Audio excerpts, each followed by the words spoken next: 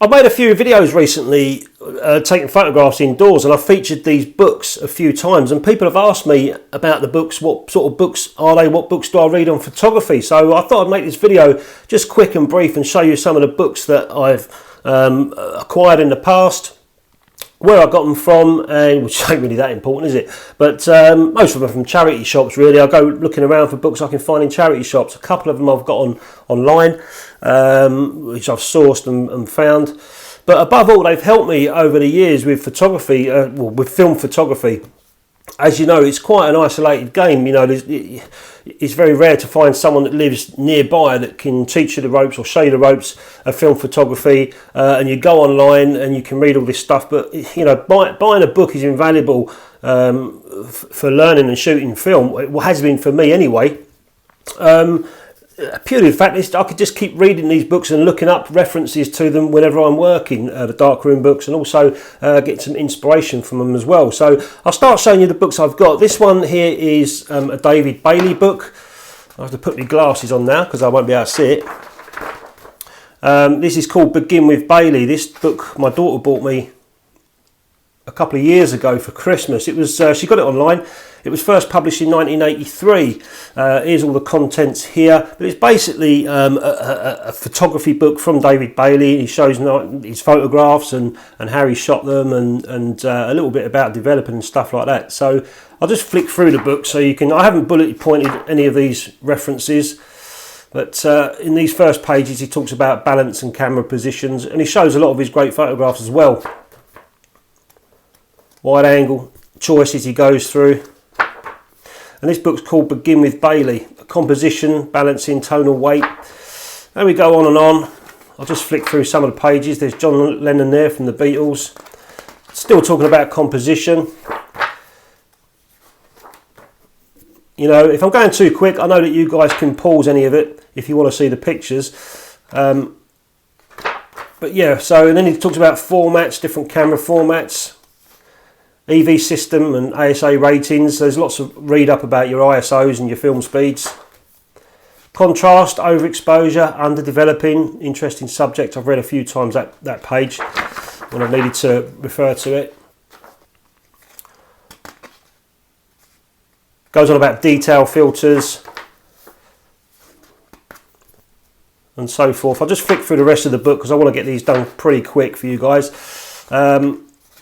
Let's get to so he goes on about portraits and taking compositions and lighting, simplicity, background exposures. There's Mick Jagger there from the Rolling Stones, and again more on lighting. You know, when you look at some of these images here, this is the sort of thing I do in the darkroom and look and go, oh, I'm not too sure. But you know, when you look at it in a book like this, it looks creative. You know, he's done some backlighting here. Very grainy image, but you know, it works. It just fits. Another one there. Yoko Ono. Classic white background he used to use. I think that was Sue. No, it's not Sue Pollard. That's Janet Street Porter, I think. Interesting image. Apparently she hated this photograph when Bailey took it, but look how iconic it is now today. Whether she still likes it or not, I don't know. Yeah, so we can just go on through portraits. There's another one of Paul McCartney and his wife, and I'm not sure who this guy is. Forgive me if I don't know. But it's a very interesting read. There's a bit of developing in there and film information. So that's one good book that I haven't read the whole lot, but I refer to now and again when I want to, you know.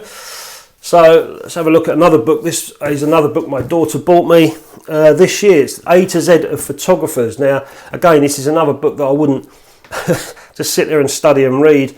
Now and again, I'll pick it up and have a little flick through and stop at a photographer. There's not a great deal of information about photographers. It's just literally a couple of pages. But what I found is interesting to, you know, if you hear of a photographer, look it up in this book, and it will give you a little bit of information about it. And then if you want to know more information, you can always go online, or look at the book, look at the photographs, and you can then again look at the photographer online, where it's got more information and more detail about them.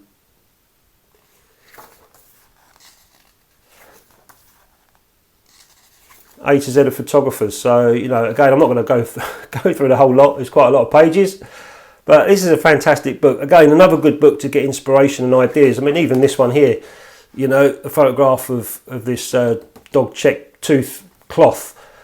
Something I wouldn't even think about taking a photograph of, but looking at that picture there, it's quite nice, Hands, nudes, lots of nudes in this one.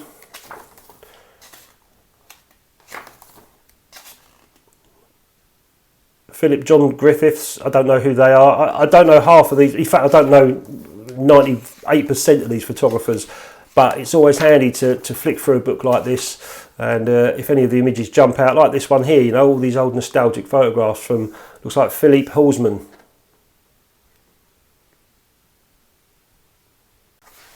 E2Z of Photographers, that's another book that I like going through. And this is another good solid book that I've got. It's called the 35mm Handbook by Michael Freeman, it says on the front, and this is the new revised updated edition. I got this from a charity shop, and then I found this one in another charity shop. I didn't realise I already had it. But this one's the revised updated edition, but I ended up getting this one as well because I didn't realise I'd already had that one. But they're basically just the same. This one's a bit updated. It's all basically focused on film photography. So we go along the optics here when you start opening the pages of the lenses, like so, and then it starts talking about the camera and how the camera's made. All this stuff's valuable information when you're starting shooting photography. It's handy to know all this stuff. You don't need to know it, of course, but it's always interesting. Then it goes on about film handling, or camera handling, I should say. Apertures. So this is real going back to basics at the start. Shutter speeds there. Focal distances, and it's got all the old accessories. I find it interesting looking at all this stuff, So there's plenty of information of lenses. Let's skip through to some of my bullet points. Nature of film, this is good. It shows you how film's made and what the science behind it, which is interesting if you want to know all that stuff. Silver halides images there, look. Film sensitivities. And then also there's a couple of polarizing filters there, so we're talking about filters on that one. And if we skip forward, exposures. Then got onto this section here, which is the darkroom. So it's completely comprehensive, all the way through your photography process. The enlarger, black and white processing, test strips, developing a print.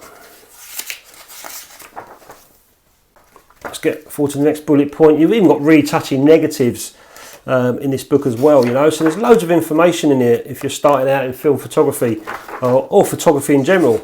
Again, I've got this from a charity shop, and I thought that would be interesting to have a little read through. At the time, I really wanted to shoot 5x4 format, but I've never actually got round to doing so. But when I do, I've got this book here called The View Camera, and there's the contents there. Equipment, accessories, lens shutters, diaphragms, optical principles, camera movements, controlling image sharp, setting up, making the picture. You can see yourself there. When I do start to look into 5x4 large format photography, I can refer to this book and it will give me some nice little tips. This is one of my favourite books. This is Tom Hustler. Tom Hustler was, he actually went into the stock exchange, but apparently wasn't very good. So he came out and started to do photography. I think his family was quite well to do, and he managed to get into photographing the royals and stuff. But interesting read about his life and how, there's Tom there, and how he evolved in photography. And it also, just go through the contents: life as a professional, cameras and equipment, family pictures, child photography, girlfriends and glamour, so you know, parties and weddings, colour photography. So we go through quite a lot. And I find it interesting to read these books sometimes, because I'm reading a book from the 1960s from a guy that was shooting back then. It's like going back in time and reading, you know, how they used to shoot photographs. So he's talking to you about his cameras and how to change the aperture settings and how to light things or light subjects. There's some wedding stuff here. A lot of it's royals and well-to-do families in this book, but images are quite interesting. Cameras and equipment. And again, you can just go through these images and get inspiration. You know, you can find inspiration. And this book probably cost me about £1. It's well worth it. I've actually read quite a lot of this book. It's not a book that I would go to for referencing. It's just an interest book. But now and again, you know, I forget it. So now and again, I pick it back up and read a few pages. This is one of the first ones I got. I got this one online. I didn't find it in a charity shop. But as you can imagine, it just talks about darkroom photography or darkroom printing. So we go through everything. There's the contents. So we've got equipment in the darkroom, black and white developing, black and white printing, colour, basic colour printing, negatives, corrective techniques. You know, so there's lots of information in this book that you can refer to if you're starting out in the darkroom, or even if you're starting out in film photography, you know. Again, same diagrams that we've seen. I've bullet pointed some of these parts. I'll skip through it. There's a guy there working in that darkroom. A lot bigger than mine, a lot neater than mine, bigger than my shed. So we go through, you know, dealing with print faults. There's lots of information that I've referred to in the past on all this stuff. The dust and hairs and scratches. Another nude. Black and white emergency measures. So this is trying to save a negative if you've nosed it up. But again, loads of information. Retouching, something I can't get my head around at the moment, but haven't done enough of it. Push processing, it's all in here. And the last book I've got is from, I'm going to probably butcher his name, Gene Nocon. I don't even know his name properly, but and it seems like he was a master in, or is a master in the darkroom. And this is another great book all about darkroom printing. And we've got the contents again: the darkroom, photographic exposure, film processing, the f-stop method of printing. I've used that quite a few times, but I don't have an f-stop timer, but it's still good fun to play with. Dodging and burning, contrast control, toning prints, litho printing, enlarging or reducing. Let's go through here. Look, goes through the darkroom. This is actually a very, very good book. Shows different lenses, timers, grain focusing there it says, and he shows some prints as well. So Beehive Light, I've got one of those. So it shows all the accessories for your darkroom, like most books are going to start off showing you. Chapter 2, photographic exposure, so it goes through the meters. Again, lots of pictures, as you'd expect. There's a seagull there taken by Prince Andrew. I managed to get in the book. Buckingham Palace. Film processing, so it goes through developing your film. And I like this stuff because it's old, you know. It's the f-stop method of printing and basic exposures.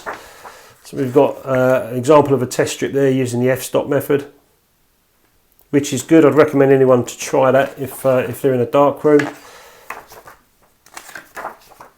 Some cool prints. Chapter 5, it goes on about dodging and burning.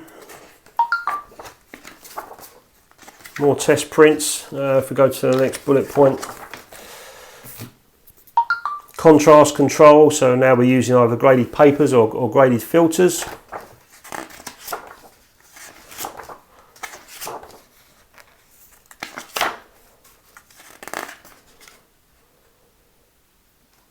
Test strip for pre-flashing. I've read a lot about this. I do quite a bit of pre-flashing in my darkroom when I've got a tricky print to work with. So, you know, this information is invaluable for me. Next bullet point, we go. Looks like high key and low key. work, also toning as well. Lith printing, I haven't done any lith printing yet, but at some point maybe. So yeah, this is another very good book if you're starting out in the darkroom or you're interested in printing in the darkroom. This is another good book here.